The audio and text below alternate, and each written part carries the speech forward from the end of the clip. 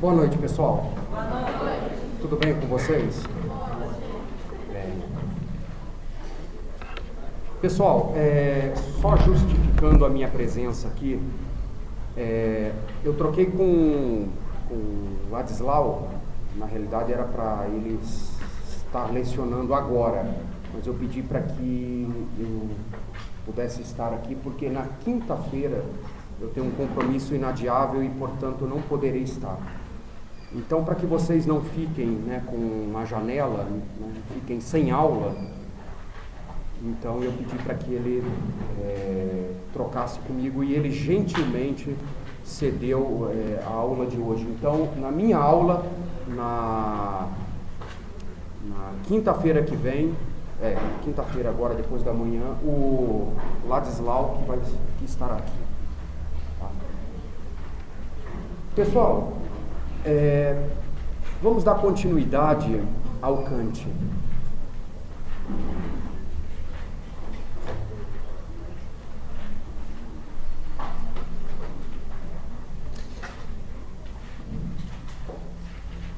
Vamos falar um pouco sobre a ética kantiana.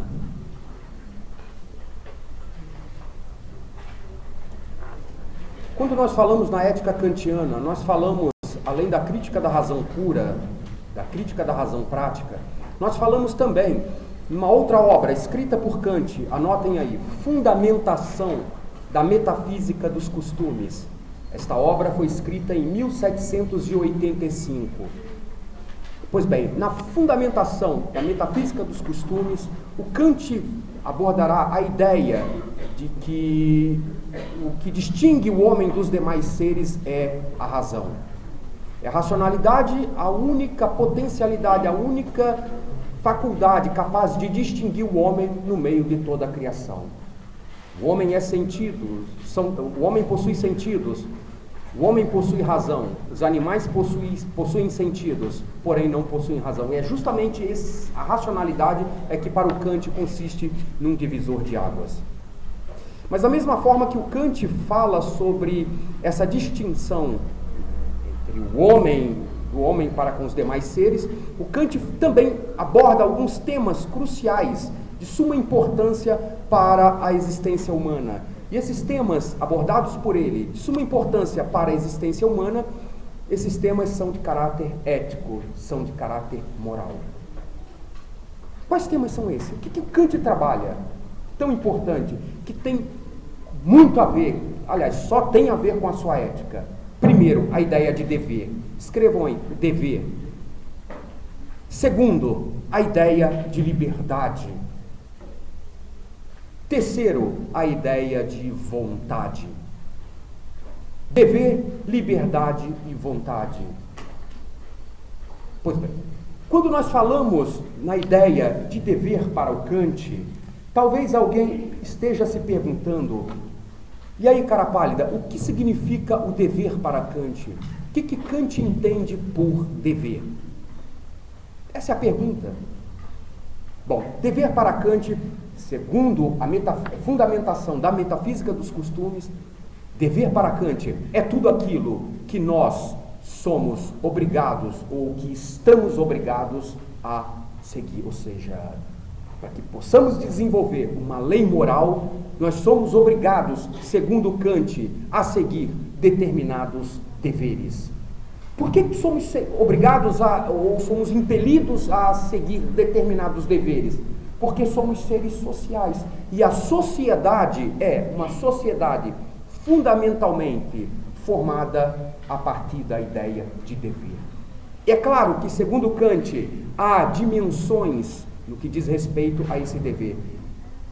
Há um dever máximo, porém, há deveres que eu tenho e que vocês não têm. Há deveres que vocês têm que eu não tenho. Percebe? Há deveres que o homem tem e que a mulher não tem. Há deveres que a mulher tem e que o homem não tem. Segundo Kant, são justamente esses deveres que vão, em outras palavras, fundamentar a ação moral do indivíduo. E quando Kant vai dizer que são esses deveres que vão fundamentar a ação moral, são justamente esses deveres, ou seja, é o agir humano quem irá dar base, quem irá servir de construto, quem irá servir de mola propulsora para a fundamentação daquilo que ele trabalhará na sua ética como sendo o imperativo categórico, ou seja, a essência do imperativo categórico, segundo Kant, está fundamentado na ideia de dever. Quando Kant fala em dever, Kant fala de múltiplas formas de dever, múltiplas formas de ação.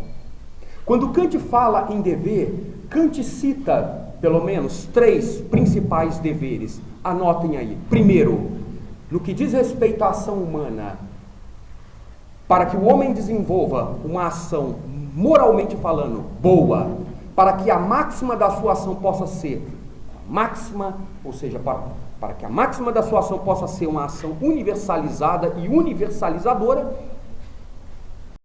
segundo Kant, o homem tem que agir por dever. Escrevam aí, agir por dever.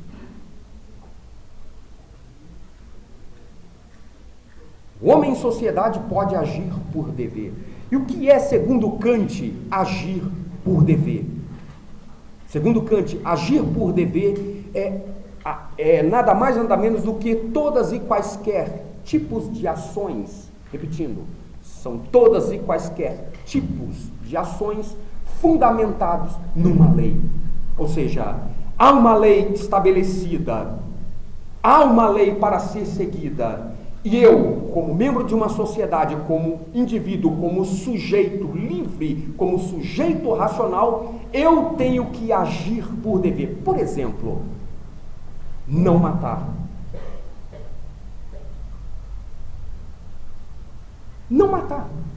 Segundo Kant, não matar e não roubar, ao não tirar a vida de uma pessoa, ao não furtar aquilo que é de uma pessoa, eu estou cumprindo obrigatoriamente, eu estou fazendo isso por quê? Porque há uma lei estabelecida, e uma vez havendo uma lei estabelecida, eu tenho que obrigatoriamente cumprir com essa lei. Caso contrário, eu estou sujeito às sanções, eu estou sujeito às penalidades, oriundas justamente da transgressão ou das transgressões dessas leis.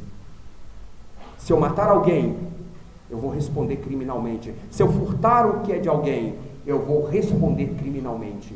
Portanto, para que eu não venha responder criminalmente, caso eu transgrida uma dessas leis, então eu tenho que agir por dever. É o meu dever não matar e não roubar. Essa é uma das formas. Segundo Kant, a nossa ação deve ser dirigida. Se por um lado a nossa ação ela é por dever, por outro lado a nossa ação deve estar em conformidade com o dever. Escrevam aí, segundo, em agir em conformidade com o dever.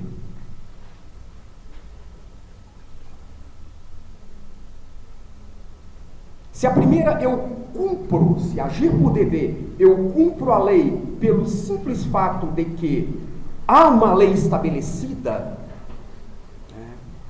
eu não estou preocupado com as sanções, eu não mato, eu não roubo, por quê? Porque há uma lei estabelecida, há uma lei que me diz, que me proíbe matar e roubar. Se por um lado o agir por dever é isso, o agir em conformidade com o dever já visa um fim, já visa uma finalidade. Que finalidade é essa? O temor da penalidade. Eu tenho que agir em conformidade com o dever, ou seja, há uma lei estabelecida, há uma lei que diz que eu não devo matar, partindo do princípio de que existe essa lei, que diz que eu não devo matar e eu não devo roubar. Se eu fizer isso, eu vou responder criminalmente, mas eu tenho medo das penalidades. Eu não vou responder, eu não vou fazer isso por quê? Porque eu tenho medo de ser preso. Por isso que eu não vou transgredir a lei, porque eu tenho medo de ser preso. Eu tenho medo das consequências. Eu tenho medo das sanções, das penalidades que o Estado impetrará sobre mim.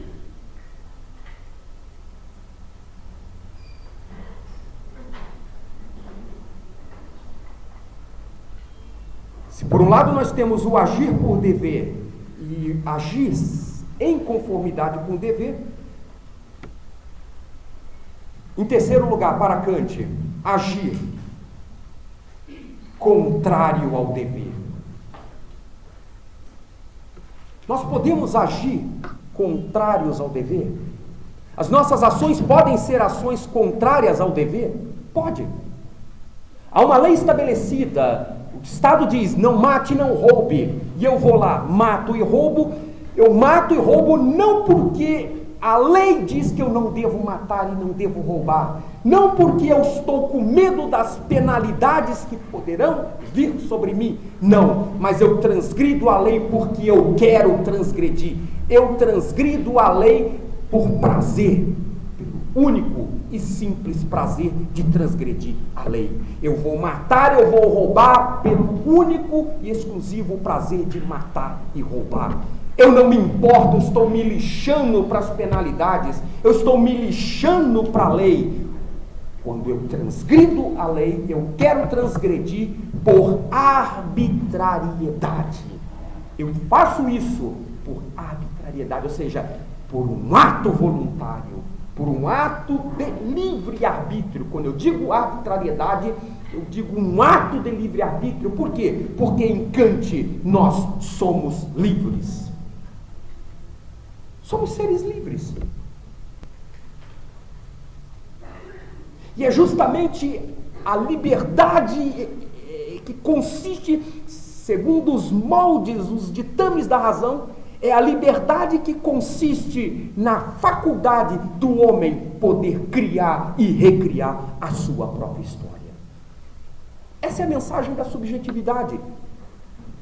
Se vocês pegarem lá o Heidegger, em Ser e Tempo, se vocês pegarem o Sartre, lá em O Ser e o Nada, vocês vão ver nitidamente que tanto Sartre quanto Heidegger vão defender a ideia da liberdade. E essa ideia da liberdade não é uma ideia fundamentalmente ou única e exclusivamente existencialista, não! Essa ideia de liberdade é uma ideia que brota do iluminismo, é produto do iluminismo. O que os existencialistas fizeram foi simplesmente ressignificar essa ideia de liberdade a partir da perspectiva de cada um, ou seja, a partir da perspectiva de cada época. Mas, em suma, essa ideia de liberdade, sobretudo a ideia de liberdade transcendental em Kant, né? A ideia que transcende todo ser, todo ente, a ideia que transcende a tudo e a todos, essa ideia é uma condição sine qua non da existência humana. Kant vai trabalhar isso na fundamentação da metafísica dos costumes. E é por isso que essa obra, a Fundamentação da Metafísica dos Costumes, ela possui também, além de um caráter fundamentalmente filosófico, ela possui também um caráter fundamentalmente jurídico. Por quê? Porque o que ampara, o que baseia, o que dá suporte ao Estado democrático de direitos é a ideia de liberdade. A civilização ocidental, ela só tem sentido de ser civilização ocidental se houver aquilo que os gregos chamavam de eleutéria, ou seja, a liberdade. E liberdade não é sinônimo de fazer aquilo que você quer sem responder por isso. Não, liberdade é você fazer aquilo que lhe apraz, porém sabendo quais são as consequências caso você não faça o bom uso da sua liberdade. Quais são as consequências que podem advir sobre você? É você entender que há a lei da causa, mas também há o efeito e vice-versa. É basicamente esse conceito que o direito vai trabalhar. Pois bem, quando nós falamos em agir por dever, agir em conformidade com o dever e agir contrário ao dever, são esses três suportes, esses três pilares que consistirá naquilo que o Kant vai chamar, como eu disse anteriormente, no imperativo categórico. Quando nós falamos em imperativos em Kant, Kant, faz-se necessário que se entenda que há vários imperativos. Dentre esses vários imperativos, há dois principais. Quais são eles? O imperativo categórico propriamente dito e o imperativo hipotético. Mas por que é chamado de imperativo e por que é chamado de categórico? Alguém já se perguntou? Por que é chamado de imperativo? Por que é chamado de categórico? É chamado de imperativo porque é uma determinação. Todo imperativo é uma determinação, é uma ordem. É categórico por quê? Porque essa ordem, ou seja, essa ideia de dever, aponta para uma máxima. E essa máxima é universalizadora. Ou seja, quem universaliza essa máxima, segundo Kant, é a razão. Ele é categórico por quê? Porque ele brota na razão e deve se manifestar na ação. E ao manifestar-se na ação, a razão deve dizer ao indivíduo qual é o seu dever. Qual é o seu dever? Pessoal, está claro isso para vocês, gente? Hã? Pessoal, está claro isso para vocês? Beleza. Pois bem, quando nós falamos em imperativo categórico, Kant vai elaborar algumas máximas que dão dimensão ao imperativo categórico. Por exemplo, age de tal maneira para que a máxima da tua ação possa se transformar numa lei universal. Abram aspas aí. Age de tal maneira para que a máxima da tua ação possa transformar-se num imperativo categórico.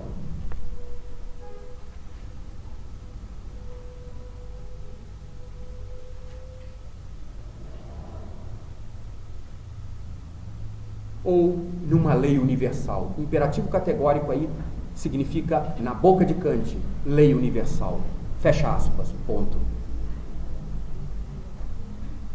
Segundo imperativo, age de tal maneira, abram aspas, age de tal maneira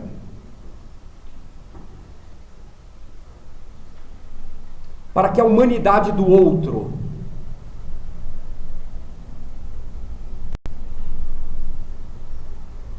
não seja um meio para justificar um fim. Não seja um meio para justificar um fim, mas que a humanidade do outro seja um fim em si mesma. Age de tal maneira, de forma que a humanidade do outro não seja um meio para justificar um fim, mas que a humanidade do outro seja um fim em si mesma. Fecha aspas, ponto.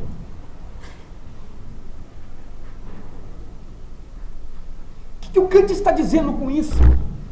Essas duas máximas consistem na base e na essência do imperativo categórico.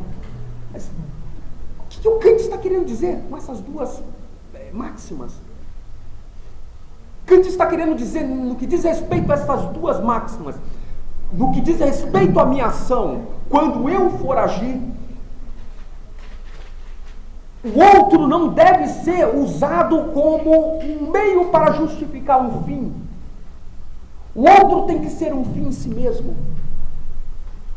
O que Kant está dizendo é que, no que diz respeito às minhas ações, quando eu for agir, ao agir, as minhas ações, elas devem se transformar numa lei universal quando eu não uso o outro como um meio para justificar um fim.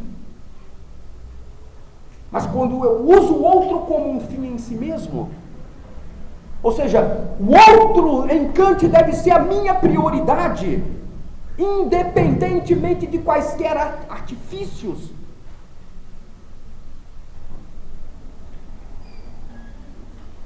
Deixa eu só citar um exemplo simples para que vocês possam entender. Quando você vai andar de ônibus, você entra no ônibus, senta lá na frente. Você está cansado pra caramba. De repente chega uma pessoa de idade, senta. Você está sentado, a pessoa chega e encosta, fica lá do teu lado olhando de cima para baixo, e você lá morto, cansado, e a pessoa de idade lá. De repente você olha para aquela pessoa, você está morto de canseira, você olha para aquela pessoa e cede o lugar para essa pessoa. Eu também faço isso quando eu cedo o lugar. Você cede o lugar para a pessoa. Por gentileza, senhora, por favor, senta. Não, filho, por favor, senta. Não, filho, não precisa, por favor, senta. Senta!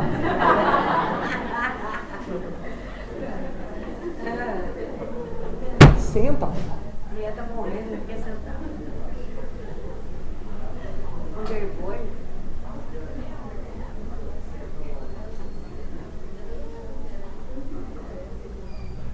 É claro que eu estou brincando, gente, mas analisa a moral da questão, e é isso que o Kant pede de vocês. Quando você fizer isso, você deve fazer isso não para mostrar para as pessoas que estão ali à sua volta, a pessoa que está sentada, ou as pessoas que estão sentadas no banco atrás, ou ao teu lado, ou para o cobrador, para o motorista, seja lá para o diabo que for. Não é para mostrar para eles que você é educado, não é para mostrar para eles que a tua religião, através da ética dela, ensina, manda que você haja desta forma. Não, não é isso. Não é para mostrar para si mesmo que você tem educação, que você tem berço. Não é para se vangloriar, também não é para isso. Quando você fizer isso, quando você ceder o seu lugar, você tem que ceder pela pessoa.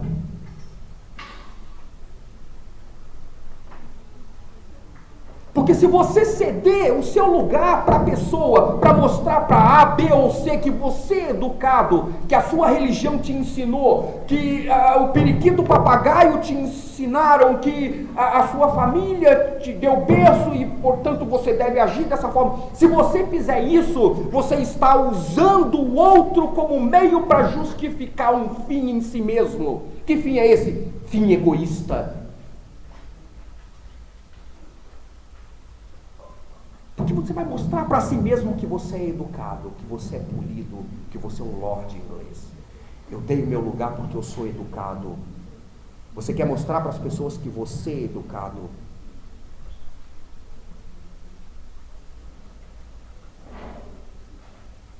Você quer mostrar para as pessoas que você é educado.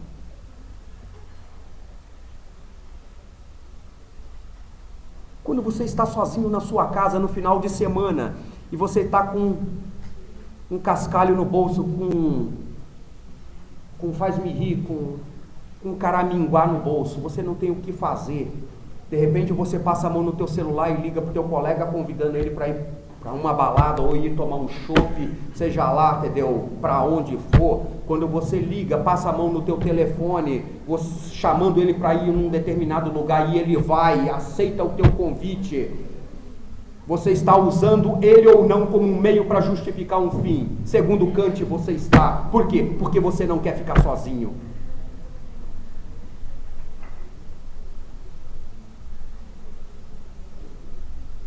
Você não quer ficar sozinho.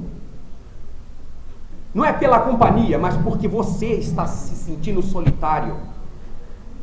Você está usando o outro. O outro é apenas um trampolim. O outro é apenas uma coisa para você justificar um fim maior. E esse fim é um fim egoísta. Não quero ficar sozinho.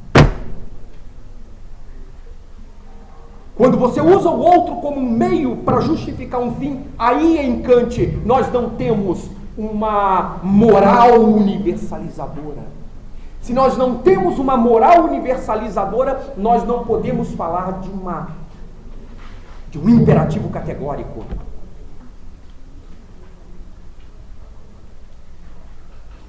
Nós só podemos falar de imperativo categórico quando o outro é um fim em si mesmo.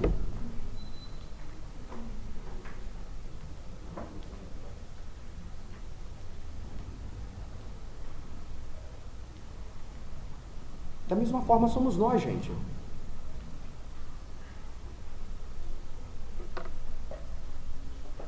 quando nós nos relacionamos com uma pessoa,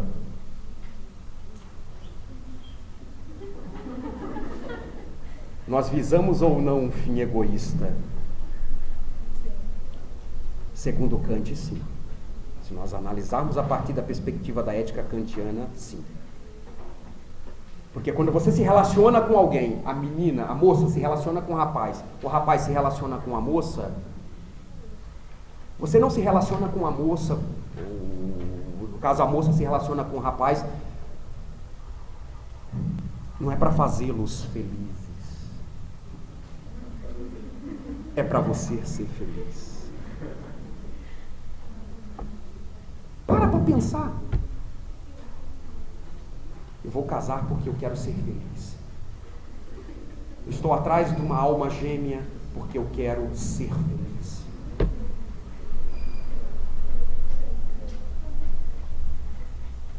Você está usando o outro como meio.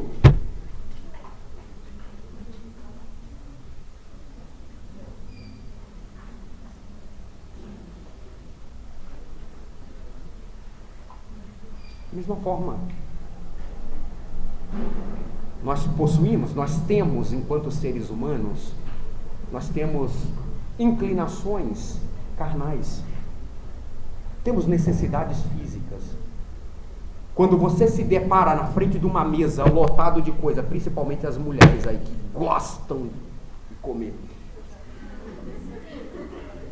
Nós homens gostamos de beber, né, gente? Gostamos, adoramos.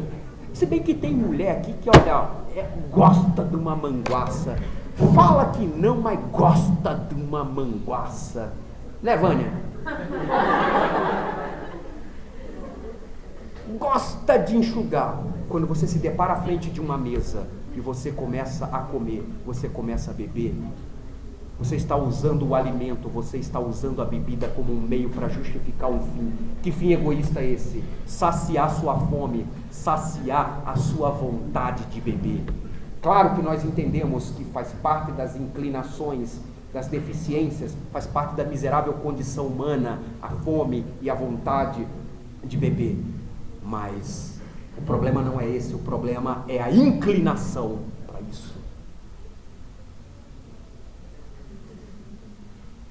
O problema está na inclinação. O problema está na propensão. O problema não está na ação propriamente dita, ou seja, o problema está naquilo que nos leva a condicionar a ação. E é justamente isso, aquilo que nos leva a condicionarmos a ação é que impossibilita as nossas ações, impossibilita as nossas ações que elas se transformem num imperativo categórico, portanto numa lei moral. Porque as nossas inclinações muitas vezes são inclinações egoístas.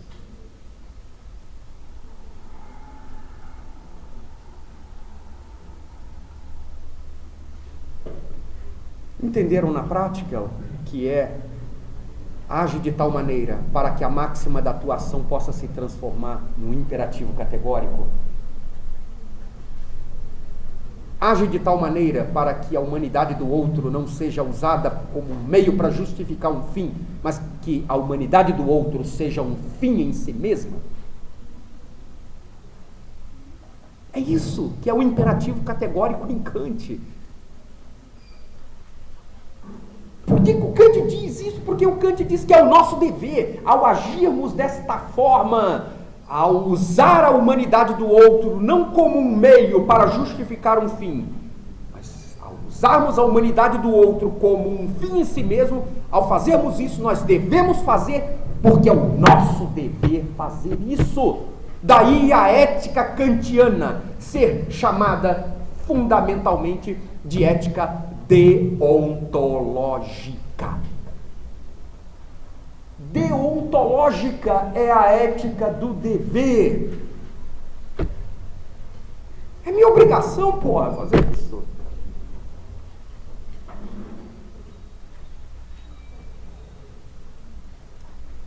Está claro o imperativo categórico, pessoal? Agora, para terminar, o imperativo hipotético.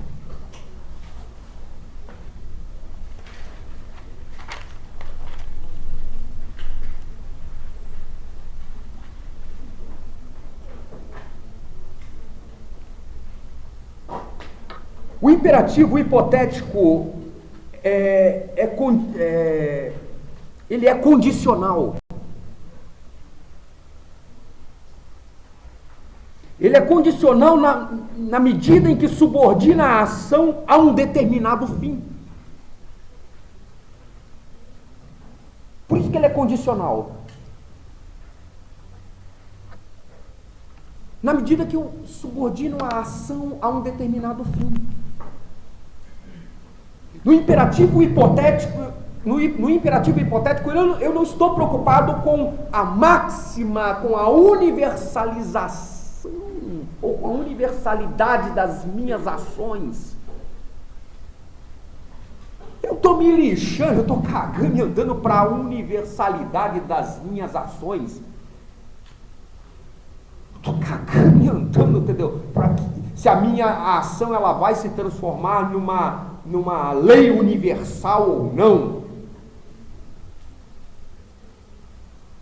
Eu estou me lixando se ela é moral ou não. A única coisa que eu estou preocupado é com o fim. Por que eu estou preocupado com o fim? Porque o imperativo hipotético trabalha a relação de causa e efeito. Trabalha a relação de causa e efeito.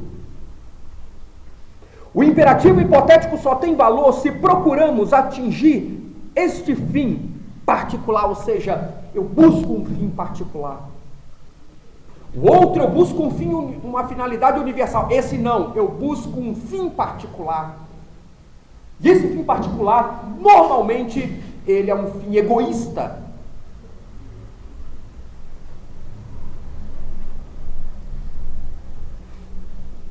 Por isso que ele trabalha a relação de causa e efeito. Um exemplo simples para que vocês possam entender. Está doente, tome remédio e sarará. Doença, causa, cura, efeito. Remédio, causalidade. Trabalha essa relação de causa, efeito e causalidade.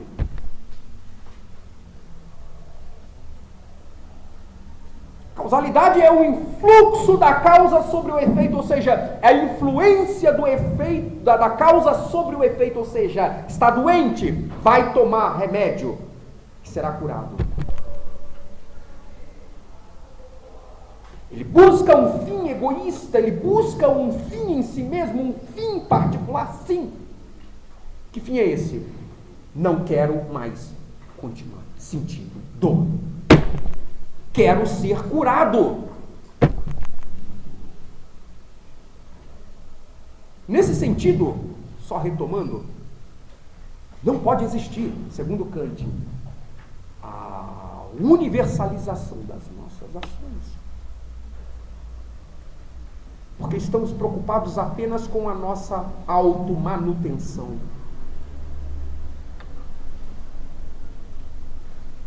Eles representam a capacidade e a necessidade prática de uma ação como meio para alcançar qualquer coisa que se quer ou que é possível que se queira.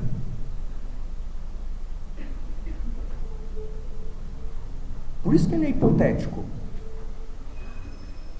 Ele é chamado de hipotético por quê? Porque ele é condicional. Ele também é chamado de imperativo condicional.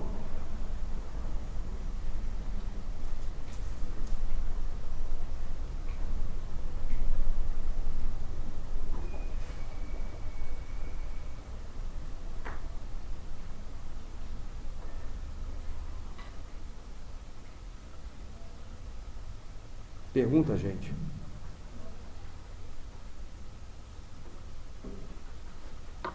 Na próxima aula nós damos continuidade ao Kant. Eu vou falar sobre a política em Kant. Por hoje é só, gente. Muito obrigado, tá? E só refrisando, quinta-feira não estarei aqui, tá ok? A aula que eu daria na quinta, né, antecipei para hoje. Muito obrigado, gente. Até lá. Tchau, tchau, gente.